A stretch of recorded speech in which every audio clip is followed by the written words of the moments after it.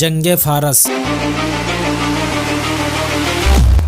دوستو، جنگ فارس ایک ایسی جنگ ہے جس میں ایک ہی وار میں اور ایک ہی بار میں ہزاروں کافروں کی آنکھیں باہر آ گئی تھی۔ جیسا کہ یہ بات اسلامک بیٹل میں آپ بارہا سنا کرتے ہوں گے کہ ہمیشہ دشمنوں کی تعداد کافروں کی تعداد زیادہ رہی ہے اور مجاہدین اسلام کی تعداد کم رہی ہے، لیکن پھر بھی آخر میں کافروں کو حق کے سامنے گھٹنے ٹیکنا ہی پڑتا ہے، کیونکہ دشمنان اسلام کوئی بھی جنگ اپنی طاقت کے زور پر اور مال کے لیے اور اپنے نام کے لیے لڑتے ہیں، لیکن مجاہدین اسلام ہمیشہ حق کے لیے لڑتے ہیں، خدا کی رضا کے لیے لڑتے ہیں اور خدا کی رضا کے لیے مرتے ہیں، اور اپنی جانوں کو قربان کر کے بھی یہ کہتے ہیں کہ ایک کیا ایسی ہزار جانیں ہوں تو بھی نبی کے عشق میں قربان کر دوں۔ اور یہی وجہ ہے کہ خدا اپنے محبوب کے صدقے میں ہمیشہ مجاہدین اسلام کو فتح و نصرت عطا فرماتا ہے، اور ایسا ہی کچھ حال جنگ فارس میں بھی ہوا۔ دوستو، جنگ فارس میں اسلامی سپاہ کے مقدمہ الجیش کے سردار حضرت اقرا بن حابس تھے۔ یہ ایسے بہادر اور جلیل القدر طبیعت کے شخص تھے کہ ان کو کفار سے جنگ کیے بنا چین نہیں آتا تھا، ہمیشہ نبی کے لیے مرنے اور کافروں کو مارنے کے لیے تیار رہا کرتے تھے۔ جنگ کرنے کے لیے جب سب میدان میں جمع ہو گئے تو مسلمانوں کی فوج ہزاروں میں تھی اور دشمنوں کی فوج کئی ہزاروں میں تھی، اور ایرانیوں کا سردار یعنی دشمنوں کا سردار شیر زاد نامی ایک شخص تھا۔ کافروں نے جب دیکھا کہ مسلمانوں کی تعداد ہزاروں میں ہے اور ہماری تعداد کئی ہزاروں میں ہے تو وہ بڑے خوش ہوئے اور کہا کہ پل بھر میں ابھی ہم ان کا صفایا کر دیں گے۔ مسلمانوں اور کافروں کے بیچ میں ایک خندق تھا، یعنی ایک گڈھا تھا، جس کی وجہ سے ادھر کے فوج ادھر اور ادھر کے فوج ادھر نہیں آ سکتے تھے۔ تو حضرت اقرا بن حابس نے 1000 تیر اندازوں کو آگے بڑھایا اور حکم دیا کہ دشمنوں کے آنکھوں میں نشانہ باندھ کر ان کی آنکھوں میں وار کریں۔ اس کے بعد 1000 تیر اندازوں نے ایسا وار کیا کہ کسی کے بھی وار خالی نہ گئے، ایک ہی بار میں ہزاروں آنکھیں چھید ہو گئی۔ جب کافروں کا سردار ایک ہی بار میں ہزاروں سپاہیوں کے آنکھیں ضائع ہوتے دیکھا تو لڑائی کو فوراً روک دیا اور اس نے صلح نامہ بھیجا، لیکن اس کے کچھ شرائط تھے جو مسلمانوں کے قبول کرنے کے خلاف تھے۔ چنانچہ جنگ پھر سے شروع ہوئی، اور میں آپ کو بتا دوں کہ اس جنگ میں حضرت خالد بن ولید رضی اللہ تعالی عنہ بھی تھے، اور ظاہر ہے کہ جس جنگ میں حضرت خالد بن ولید ہو اس جنگ کو فتح ہونا ہی ہونا ہے۔ دونوں طرف سے تیر برسنے لگے، لیکن گڈھے کی وجہ سے مسلمان ادھر نہیں جا پا رہے تھے۔ آخر مسلمانوں نے کافروں کے بیچ میں جانے کے لیے کارروائی شروع کی کہ تمام کمزور اور مریض اونٹوں کو ذبح کر کے اور ان کی لاشوں کو خندق میں ڈال دیا، جس سے ایک حصہ پڑ گیا اور پل جیسا بن گیا۔ اس کے بعد مسلمان جب کافروں کے بیچ میں پہنچے تو ہر طرف سے لاش گرنے لگی، دشمن گھبرا گئے، بھاگنے لگے۔ جب کافروں کا سردار شیر زاد نے دیکھا کہ ہماری فوج بھاگ رہی ہے تو اس نے پھر سے صلح نامہ بھیجا، اور اس نے یہ شرط رکھی کہ ہمیں بغیر مال و اسباب کے ایسی جگہ پہنچا دیا جائے جہاں سے ہم اپنی حدوں میں جا سکیں۔ چنانچہ مسلمانوں نے انہیں معاف کر دیا اور جانے دیا۔ دوستو، صحابہ کرام جنگ کے لیے بھی تیار رہتے تھے، لیکن اگر دشمن صلح پر آمادہ ہو جاتا تو اسے معاف کر کے صلح کر لیا کرتے تھے۔